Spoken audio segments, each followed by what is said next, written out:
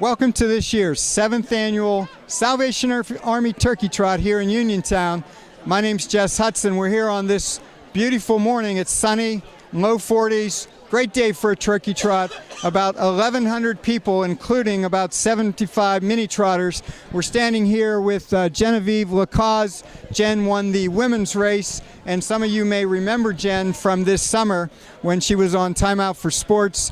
Jen is an Olympian from Australia, attends the University of Florida, and competed this summer in London in the 5K steeplechase. Jen, welcome back to Uniontown and Fayette County. No, thank you. It's so great to be back, and thank you for having me. Good. And people first got to know you at the John Woodruff race this summer in Connellsville. That was in early July. You were the first woman to ever win the Woodruff, 17 minutes, a very prestigious thing in a very prestigious race. Mm-hmm. Thank you. Yeah, it was great for me also, just for my confidence to do right before I headed off to London. I didn't know what sort of shape I was in over a 5K race since it's not my event. But going there and running that event with all the support I had, it just helped out a lot. And I had a lot of those people from that race support me all the way to London. And Great. I'm still seeing people today that are, saying that they followed my story over the past summer. And it was such a great experience for me. Beautiful. And before we get into the Olympics, let's talk about this turkey trot a little bit. I know you said on a couple days ago you had some little sort of an injury earlier in the month. Were you okay today? Are you fine? Yeah, actually it felt great today. I was going to do a turkey trot further up north to run for New Balance, but yeah, I was a little concerned about my knee hurting, but it must have just been a little niggle sort of thing, tight muscles, because today I felt awesome and I ran well. Good.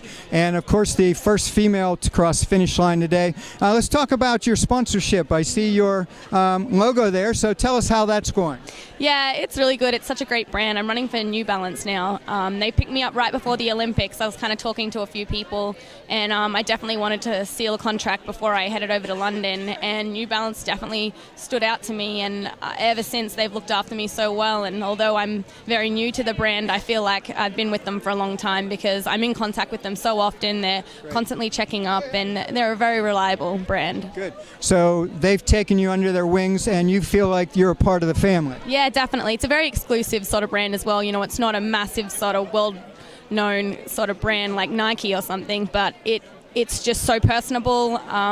It's great sort of stuff. Like, it looks good, feels good, and it's definitely my type of brand. Great.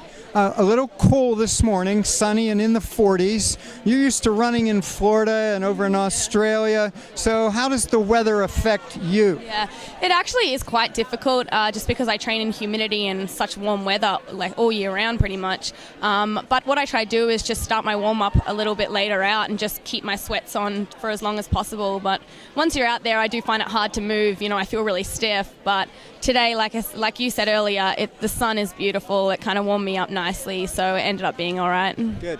And let's skip over to the Olympics real quick. And about 20 family and friends accompanied you to London.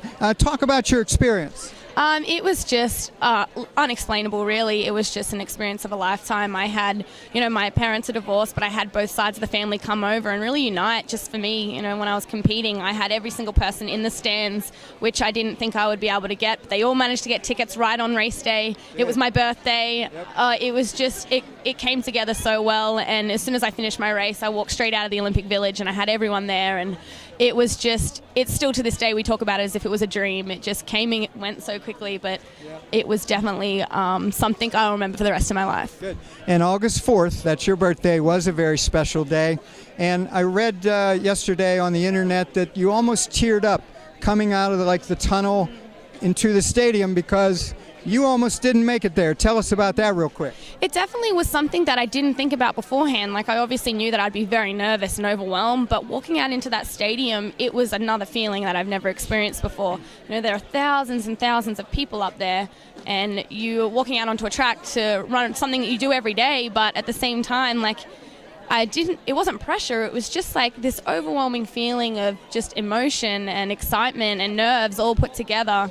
And I kind of had to regather at one point to do my strides because I was like, I'm here to race. I had to completely refocus because it was a battle to get there. It's a lifelong dream that any little girl that's been running since she was in 5th grade, it's all came together on that one day, and I had to really like snap out of it when I got onto that track, because it was a feeling that I'd never expected. It was unbelievable. Great. And let's review your story real quick. So you needed to get an A qualifying time by a certain date in June, and you got that A qualifying time a day or two late. Yeah. So explain that real quick. Yeah, so I always knew that the date was June 11th, that I had to get the A qualifier by, but at the same time I'm in the collegiate system, so I was running, every second weekend, racing several events and just trying to compete for Florida and get, points at all the events. And so the NCAA National Championship for my steeplechase was on June 10th. And that's where I just kind of had my fingers crossed, hoping to get the time. But as we all know, championship races are run, to win, not for a time. And it went out slow and came down to a sprint finish, so the time wasn't that great. But then, I was approached by my agent today, who at the time was just like, look, we'll, escort you to this race if you want to have another shot at it. And although I knew it was, 2 days late, it was June 13th that I did this race, I just thought, look, if I do an A qualifier, no one in Australia's done it. There's no other qualifiers. I'm not knocking anyone out. There's nothing to lose. And I went there, I did the A qualifier, and then that's when the battle began. Yes. So you beat the A qualifying time by, 7, 8, 9 seconds? No, the qualifying time was 9:43, and my time going into that race was 9:50, but then I ended up doing 9:41. Okay. So I beat the A qualifier by 2 seconds, but I did a 9-second PR to get it. Good. And then let's talk about being on the track over in London. So in your heat, what's going through your mind through each lap? What's going through your mind? Well, it's just so different because, when I was racing in all my college races, you know everyone. You've raced them for 4 years. You know who's good. You know who's not good. You know what PRs everyone has. But going into this race, 1, everyone's good. If you're at the Olympics, everyone's world standard. And 2, you don't know anyone's time unless you did your research. And 3, you're at the Olympics and you're doing steeplechase. One fall, it's over. You don't get out hard enough, you'll lose the pack. There's just so many things that I was trying to think about, but at the same time, I didn't want to work myself up, because one thing I did well this year, leading up to the Olympics, was I've just been so relaxed and confident. So I just tried to honestly, in my head, trick myself to believe that it was just a college race. It was any other race that I'd done a million times, and I just tried to stick myself in that pack and hold on for as long as possible. Sure.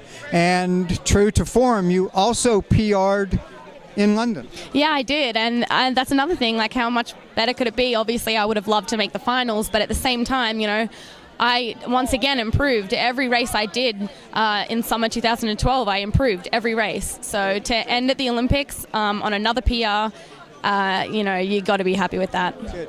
So we have a couple minutes left. So at the Olympics, your time fits you in about 22nd out of about 45 runners. That's tremendous. That's rare air. Rio de Janeiro's 4 years out in 2016. Bring us back a little closer and tell us what you're going to do in the next couple years. Well, I know 2016 is 4 years away, so what I'm going to do is I've just set little goals. There's a World Championship coming in 2013, then there's the Commonwealth Games in 2014. 2015 there's Worlds again, and that year I'll be qualifying to try and make 2016. So, it'll come before I know it. I've just set little goals, and, that's what I'm going to do to prepare for the big goal of 2016. That's great. And, of course, you have a lot of people here in Fayette County pulling for you. Last thing, tell us what you're currently doing. You're still at the University of Florida as a student coach. Mm-hmm. Yeah, so they've picked me up as a volunteer coach to help out the girls, but also it allows me to still train with them as a professional athlete. So although I'm running for New Balance, I'm still interning at the school as well. So I'll graduate December officially with my major, and I'm just running along with the girls, and I've still got the same coach, same weight coach. It's kind of keeps it all as same as possible. I don't want to change too much because that's where things go wrong. I just like to keep it like I've had it. Beautiful. Okay, we want to thank you for stopping by. Again, we've been talking with Jen LaCause. Jen is from the University of Florida, all the way from Australia. Jen was an Olympian in the steeplechase, 5K steeplechase this past summer in London, and we'll look for more big things from Genevieve LaCause. For Channel 77 and Fayette County TV, my name's Jess Hudson.